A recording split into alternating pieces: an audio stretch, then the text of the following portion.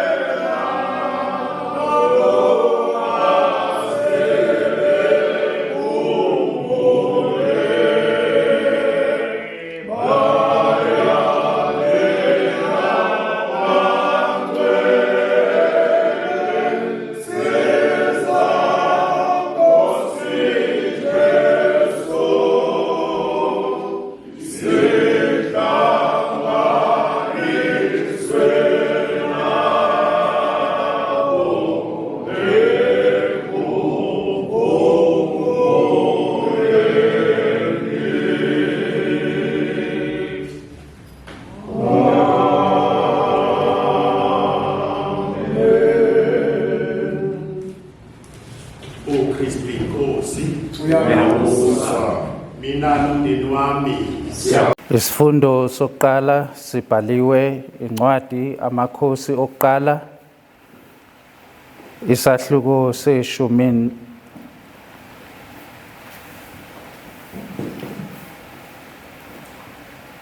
Amakhosi okuqala isahluko 19 siqale kuverse 19. Wasuka lapho wafumana uElisha indodana kaShafathani elima ngezinkabi ezingamabhanqa ali-12 eziqhuba yena esebhanqeni le-12.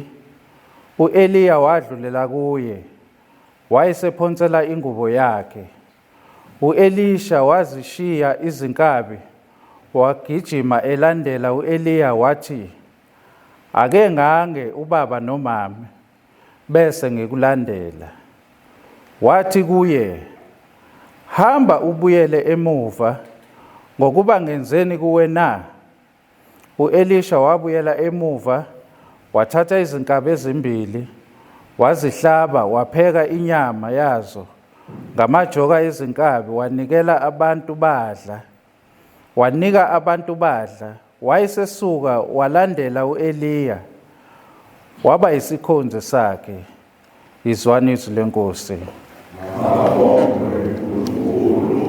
Inkonzo yamanje ihubo number 6 ekhasini 610 ezincwadini zenkonzo.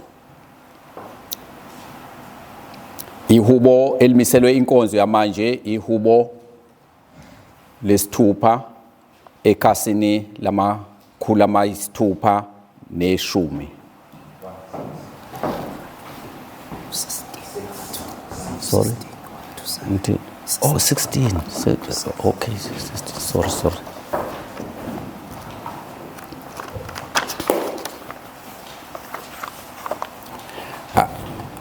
Angilungise bathandekayo, sengithe isithupha kanti ishumi nesithupha. Ihubo elimiselwe inkonzo yamanje ihubo leshumi nesithupha ekhasini lamakhulu ayisithupha neshagalolunye. Amakhulu ayisithupha neshumi neshagalolunye. Ihubo 16 liku page 619.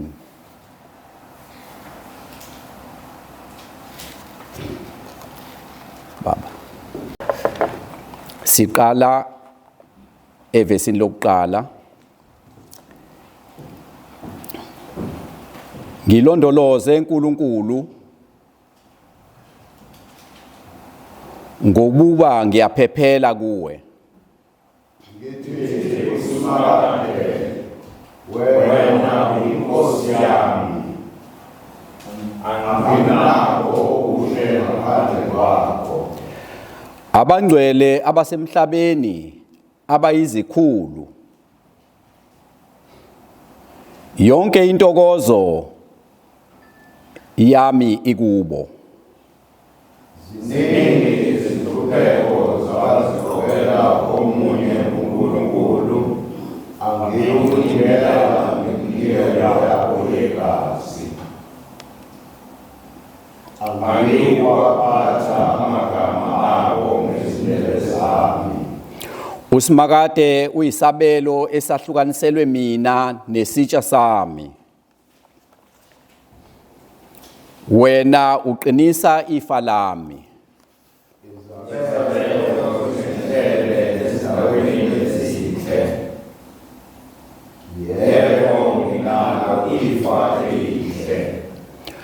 Ngiyakumbonga usimakade ongilulekayo.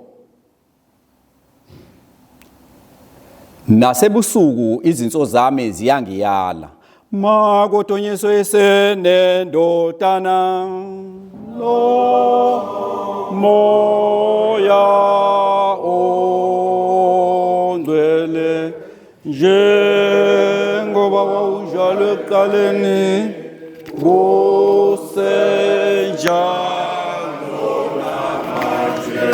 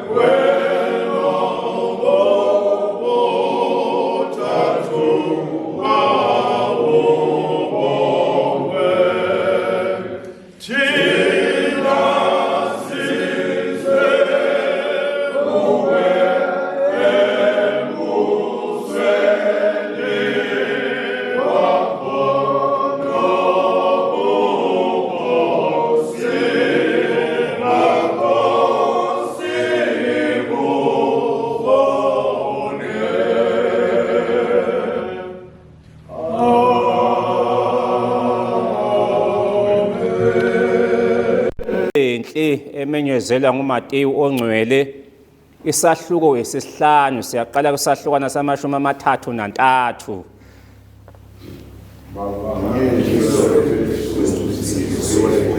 Igospel ngokaMateyu ongcwele isahluko 5 siqala ku33. Nizwile futhi kwathiwa kwabasendulo, ungafungi amanga, kepha uqinise izifungo zakho eNkosini. Kepha mina ngithi kini, ningafungi nakanye, noma izulu ukuba liyisihlalo sobukhosi sikaNkulunkulu, noma umhlaba ukuba uyisinabelo zeinyawo zakhe, noma iJerusalema ngokuba luwumuzi wenkosi enkulu. Ungafungi nekhanda lakho ngokuba akunakuphendula nalunye unwele lube mhlophe noma lube mnyama. Kepha izwi lenu malibe ngokuthi yebo, yebo, noma qhabo, qhabo. Okudlula lapho kuvela komubi. Ivangeli likaKristu leli.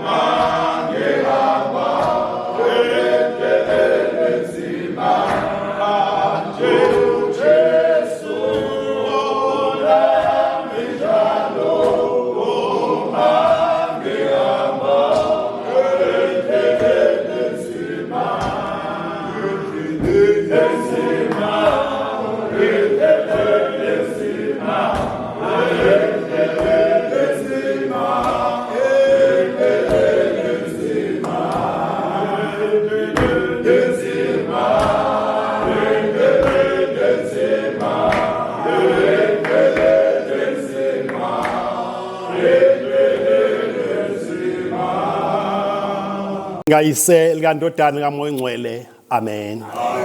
Singathi viva la. Mina nomndeni wami esifundweni sokuqala uElisha uvela usomabhizinisi owayivelele, umlimi ovelele. uElisha uma umlimi ovelele, into esitshela lokho ukuthi la siqala khona ukufunda kuthiwa wayilima ngeenkabi engamabhanqa ayishumi 12 eyiqhuba, abese ethi verse 19 laqale khona yena esebhanqeni le12. Lento isitshela ukuthini? Isitshela ukuthi ke kukhona abanye owayebaqashile ababesebenza kulamabhanqa amanye ayi11 yena ekuleli lokugcina le12. Elisha kuzofika isikhathi lapho uzawugcotshwa khona egcotshwa uEliya noma engamgcobi physically. Lithi iBhayibheli uEliya wedlulela kuye wayesemphosela ingubo yakhe. The other version le ka59 ithi wamphosela isembatho sakhe. Ma uya ngapha go NIV namanye esilungu lithi he threw his cloak towards uElisha. Lesi sembatho noma lengubo uEliya ephonsela uElisha ine meaning ethile. Lesi sembatho noma lengubo owayesebenzisa uEliya iyona eyayimenza ukuthi abonakale enzima ngayo.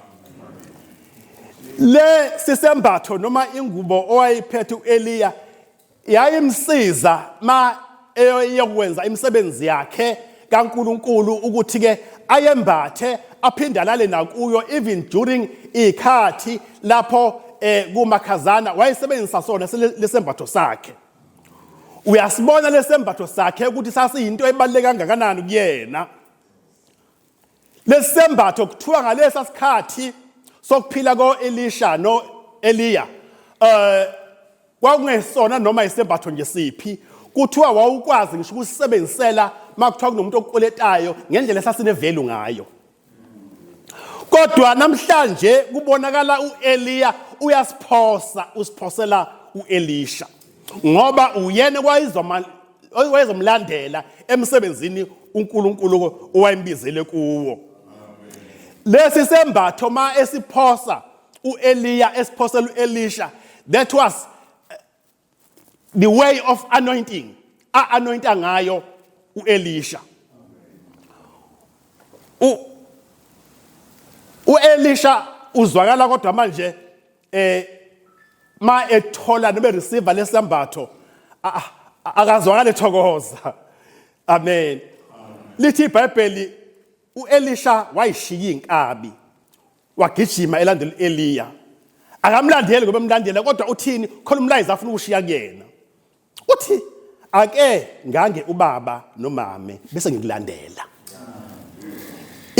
Iyamhlupha lento uElijah ukuthi hawu ngayitshela ukuthi lo muntu will follow me uthi usafuna ukuyemuva aye emndenini wakhe. Kodwa kuthi indoda endala ithini yathi ayihamba ubuyele emuva. Kodwa inale question mark ithi ngokuba ngenzeni kuwe na? Uyibona sengathi manje ukuhamba kwaElisha ephindele emuva ingoba mhlawumbe umonile uElijah. Kanti mayiphindele emuva uElisha inhloso yakhe ufuna ukuyovalelisa ngokusho kwakhe.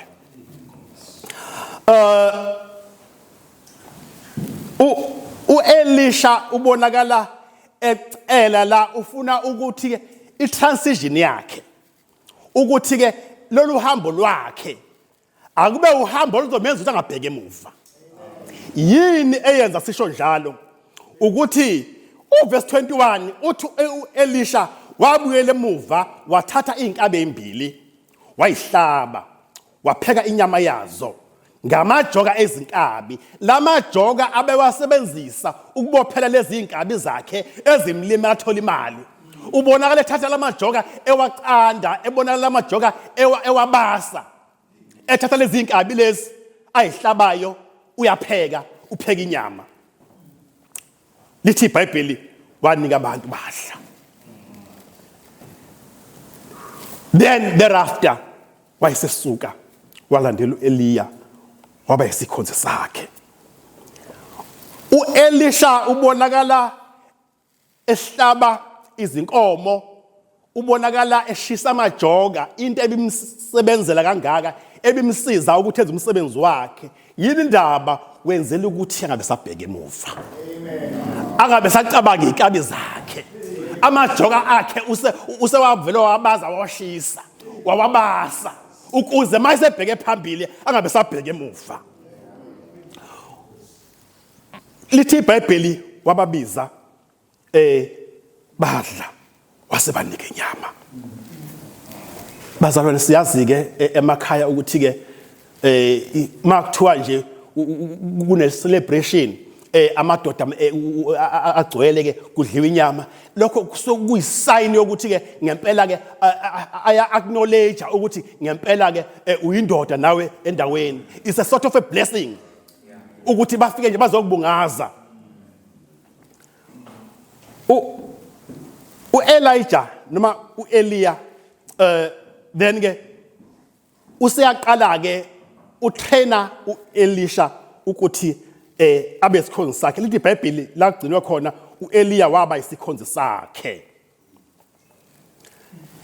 Lesi sembatho esikhuluma ngaso noma lengubo esikhuluma ngayo iyona ngubo eyayiphethe authority. Sizokhumbula ukuthi uEliya iyona ngubo wayisebenzisa ukuthi ashaya amanzi ahlukane kabili eJordani bakwazi ukuthi bahambe. Lesi sembatho isona lesi owayithi masenyuka enyukele ezulwini. Lithi iBhayibheli ke isona sasala saba iauthority eyasala kuEliya kuElisha, sorry. Le ndaba kaElisha noEliya we confuse. Kodwa lesembatho lesi ngesikhathi enyuka isona wasebenzisa uElisha to see ukuthi ngempela utholile anointing. Hawu phela umuntu uyabheka ngale ku 2 Kings chapter 2 go verse 11 ngale lithi iBhayibheli wathi mayenyuka nje angazi uma wayemtesta yini ngoba lithi hayi wake wathi hayi ake ngibheke ukuthi ke lokho ebengibona uEliya kwenza nakumina kwakwenzeka yini kuthiwa wathi bayiwasha amanzi wabona ehlukana kabili wathi hawu cha ngempela isibusiso ngisitholile. Bazalwane siyapi la esibheke khona uEliya uphonsela uElisha isembatho sakhe noma lengubo noma lecloak yakhe as the handing over of authority akade nayo uEliya uNkulunkulu emnikeze yona. So because ngokogqobo likaNkulunkulu he knew ukuthi ke he won't be on earth for a long time. That's why he threw his cloak to Elisha, then handing over the authority uNkulunkulu akade emnikeze yona. Hand over the authority leadership, hand over the authority anointing to Elisha, who was going to be his successor. Hawu bazalwane sibheke iblasibheke khona namhlanje bazalwane sizawungena emhlanganweni. Hallelujah. Lapho ubuholi beArchdeaconry ebesinabo buzophosa handing over buyiphosela leadership ezawungena esakuyikhetha namhlanje. Hallelujah. So bazobe bebaphosela leyo clock namhlanje babaphosela isembatho as a gesture, as a sign of handing over ukuthi cha bobaba sesebenzile nathi sayithatha sayibeka la uNkulunkulu abesinikeze khona nakhe sikwenzileyo ake nithathe nani ibhethini ke niqhubeke niye phambili. Kodwa abazalwane, the outgoing leadership will not just hand over the cloak and then bese bethi disappear from the scene. Ubuholi obuhambayo noma ke obuphumayo ukuthi mabuphuma for the smooth handing over to the new administration ezayo ukuthi they have to journey with them. Abangenayo kumele bayizwe ukuthatha kwabo this handing over kuba smoothly. Leadership engenayo like uElisha ukusebenza abazalwane in an organization ebandleni, it's a calling. njengoba naku Elijah and Elisha it was a calling, nakuthina bazana is a calling, because esikwenzayo when we are leading the organizations sikwenza without expecting any remuneration. As expecting any payment, but it's a calling. Loyo calling leyo isenza ukuthi bazalwane kulabo abazongena namhlanje usacrifice ngesikhathi somndeni wakho. Awugcine usacrifice ngesikhathi somndeni wakho, usacrifice ngisho nangama resources omndeni wakho ukuze kwenzakala umsebenzi wenhlangano. Amadoda amanye abona izinto ehamba kahle nje athi cha hayi kade beyiphethe kahle lento omadonsela, kade beyiphethe kahle lento omkhonza nabanye, kanti cha kokunye they were sweating. There was a lot of sacrifice. So ne leadership ezayo they must know that kukhona sacrifice esiyenzayo ku leadership ngoba sibenzela uNkulunkulu. Enye into ke enobungozi, awungene ku leadership ngoba uexpecte ama praises, ngoba uzothi usebenze kahle wawenza umsebenzi kaNkulunkulu bewubona abanye begxeka abanye. Kodwa ke akunganqindi lokho amandla, akunganqindi i-direction lokho ukuthi hawu sengenze kangaka, kodwa ke hawu futhi bonke labantu bayibona lento awenzeli bona wenzela uNkulunkulu. Ngithe it's a calling.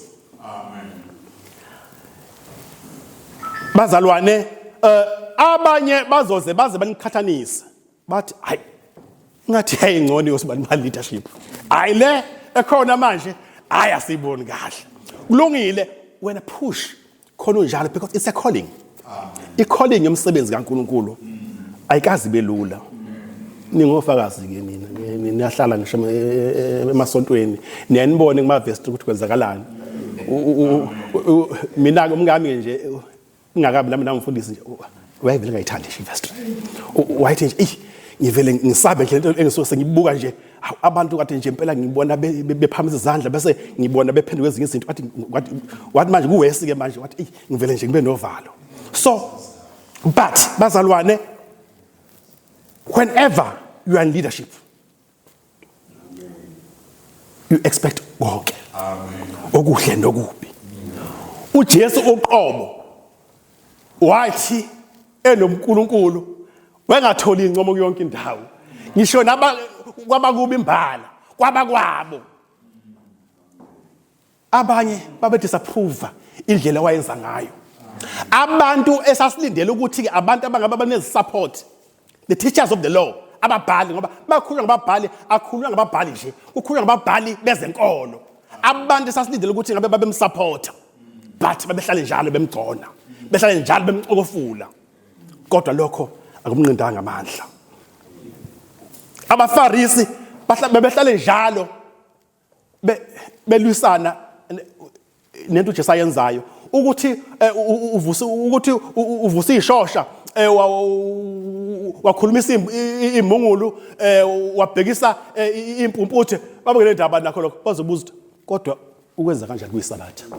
Babefuna njalo ukuthi kube khona into abazoyithola to discredit him. So naku leadership ezongena same thing will apply.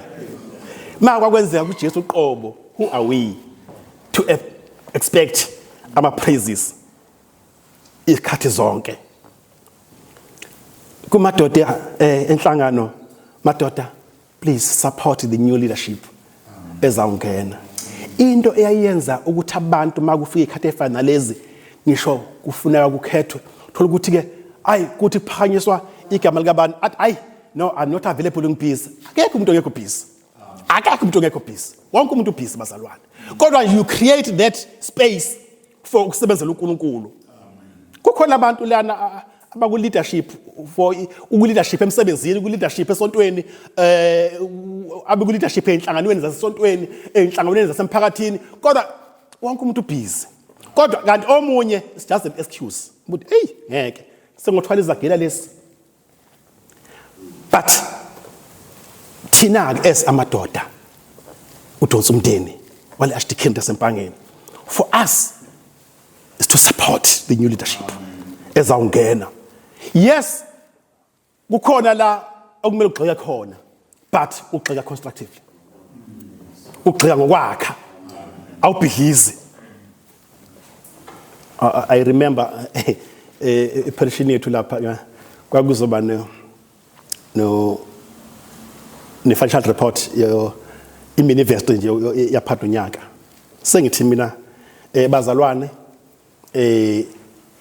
sisenkonzweni futhi sisengamakholwa.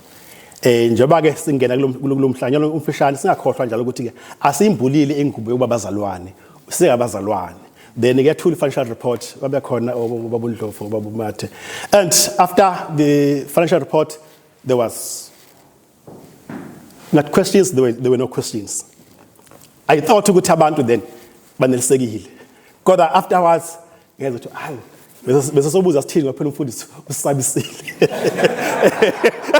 so how? You tell me that? Yeah, but what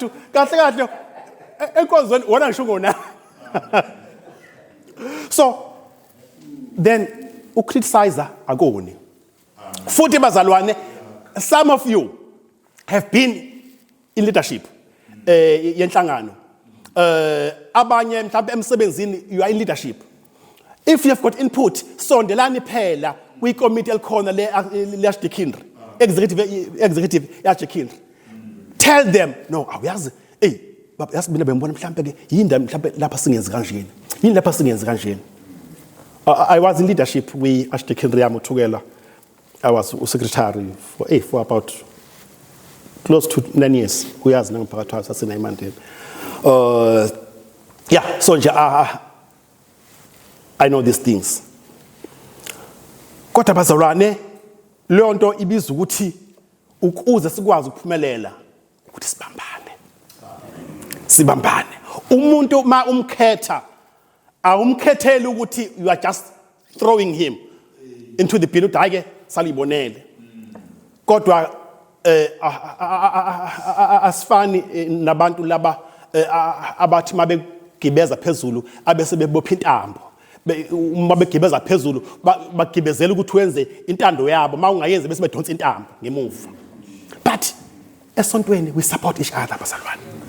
Ngenhlanhla uNkulunkulu usiphile ukuhlakanipha kwethu wasipha amava ngokwama expertise ethu ngokwendawo zethu zokusebenza nangokufunda kwethu ezinto ezayifundelayo ekwazi ukuthi sizisize inhlangano. Sondela kulabo sebekhethiwe. If ubona ukuthi no inqola ayihambi ngendlela efaneleyo. If they are failing bazalwane akufeyili bona kufeyila thina. As an Archdeaconry. Kufeyila thina singamadoda asempangeni. Akufeyili bona labakhethiweyo.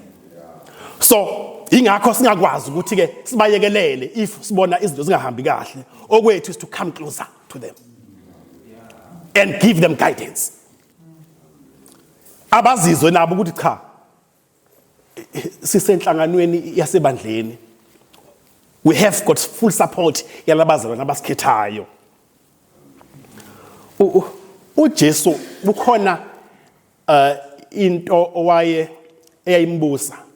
uJesu was God. Kodwa isikhathi esiningi he appeared to the people as a servant. So those who will be elected today, they will be servants of the Lord. They will be the servants of the organization. Bazobe bengewona amaboss. Bazobe bengewona abaphathi kodwa they are the servants of the organization. Bazisebenzi zenhlangano. So they must develop that servanthood approach in everything that they do. I-servant ike into eyenzayo kukho konke esuke ikwenza iyazi ukuthi I am a servant. Okwami ukuthi ngihlale njalo ngibeka indlebe kulaba ekuthiwa ngibahole. Kusahamba kahle yini nidingayo. Okay, ngokwe plan yethu esasiyenzile eqala unyaka nibona kusahamba kahle yini. Mhlambe going forward imaphi ama projects nama programs enibona mhlambe sengathi singaba introducer ngokuza kunyaka ozayo ukuze ungagcini nje inhlangano yethu every year just ilokhu ise endaweni eyodwa. iziphi ezinye izinto enifuna ukuyibona zenzakala enhlanganweni, and then we suggest. Because we are the servants of the people. We are the servants of the Lord. We are the servants of the organization. Okunye bazalwane ungakubalekeli-ke ukuba i-scapegoat if you're a leader. Uma umholi sometimes nje izinto mazonakala wena uthatha i-blame. I-blame ukuyithatha ngisho ke ungonanga lutho. That's why if ubheka kulaba sibuye silandela ibhola, ucoach ngiyangithi mina usuke nayo leadership. Ucoach ozothi team ishawa abeqala bese cofula egxika abadlali ukuthi no sibanibana ngezanga kahle sibanibana ngezanga kahle. Ucoach, the real coach uyayethi I take full responsibility for the loss of the team. Mase bebodwa ke athi uswenzani wena? Usigeshelani penalty? Uswenzani wena? Sebebodwa, but in front of us athi I take full responsibility for the loss of the team because he is taking the blame. Because sometimes, if leadership just become the scapegoat, izinto bengahambi kahle. Uqapheleke vele uyogxeka uma ungenzi kahle, kodwa futhi ke bese zibancane incomo uma wenza kahle. So ke nje angakuphathi kahle ukuthi uzwa bayazi abake baphatha emsebenzini nabaphethe emsebenzini. I was once in that position. Akumnandi. Uba leadership akumnandi. Uvele bangathi nje ungavele uthi hey angishiye phansi yonke lento. Kodwa nje if you are called, times like those will arrive. Kodwa ke asingaqeda amandla. Uma ke uyi-leader bazalwane, you also become the student. You learn from those you are leading. Ngoba ke asimkhethe umuntu oba mhlawumbe sikhetha mhlawumbe ubuhlaniphile kunabanye. It's because we trust ukuthi uNkulunkulu uzokwazi ukusebenzisa ukwenza umsebenzi wenhlangano ukuthi uye phambili. So okwakho noma kwami as a leader is to learn from those who have walked the journey before. Leyo nto nami ngenhlanhla mina ngisiza ngisemsebenzini ngisekwa CPS for ngahlala iminyaka u20 before ngiphume namanje iyona into engilekelele mangaboni kahle ngithi ayi mfundisi ayi angiboni kahle lapha nanezi njani makunjeni athi mfundisi hayi nokulula lokho nithi yenza nje hawu nami komalusi bangibone nje sengisiqhwizana kanti cha nami I'm a student to those who have walked the journey before me.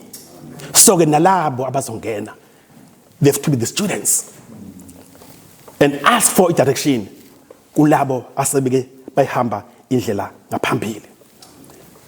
Okunye bazalwane, uma umholi, you become the salesperson. Salesperson ngivele ngikhumbule khona umthisha wesifundisa ngisafunda kwekwezi ngasekhaya uthisha Magwazi KP, may his soul rest in peace. Uthi wesifundisa economics uthi hey ugwayi ngawubhema kodwa angaqondile ukubhema futhi cha akekho kubangani bami owangi-influence. Uthi ngachazwa le ndoda lena eyancumisa eVicent. Uthi hayi ngangithi mangidlalile uFM. Uthi hayi izincumisa eVicent. Uthi ethi lapho onke amagama akhona agcina ngo-S. Scobolos, skiatus, pianos. Lowo umhlaba wePeter Stuyvesant. Uthi ngithi mina ayi imnandi ke lento lena. Lapho zonke izintombi zakhona zigqoka izikhethe zotshani. Ziyasibizela ziyaswabalisa. Lowo umhlaba wePeter Stuyvesant. Wathi into yokubhenywa le. Indaba ungathola mhlawumbe ukuthi wayengaphi ngakubhema. Kodwa nami ngiyamkhumbula that guy abona nje indlela waye advertise ngayo. But ngathi sitshela ke umfuka nje uthi ke many of us sawubhema ugwayi Peter Stuyvesant because of the guy that was advertising. Because usalesperson ugcina abe yinto ayidayisayo. So ke nathi bazalwane uma uku-leadership yenhlangano ugcina uba yiyo lento le abantu bayibone kuwe. Abantu abangawazi udonsa umndeni bazobona wena emsebenzini, bazobona wena emphakathini, babone wena ebandleni bathi hayi imnandi liyanto, inhle liyanto. Nabangasiyona inhlangano abasabalandeli nabangalandeli bathi siyafisa ukuba zimember udonsa umndeni because they saw you being in leadership. Because you are the salesperson of the organization. You motivate, you inspire others. Bakubone ubuhle benhlangano ngawe. So if we leadership, we are the first people who are there to advertise the organization. So bazalwane, ngifisa ukusho njalo ukuthi when we go to the second session, lapho khona ke so thola khona ubuholo obusha sikhethe, then we must know ukuthi ke azenzele thina, but it's the calling from God. Elisha washiya everything ngoba engafuni lokho ebheke emuva. Futhi uElisha wasondela kulo okuyena owa lokhuzeni esibuko sakhe ngaphambi kwakhe ukuze abone ukuthi ke uholwa kanjani. So nathi ke sawungena bazalwana okwethu ukuthi ke asingabheke emuva kodwa sibheke phambili and seek direction from God and also seek direction from those who have walked the journey. Amen. Amen.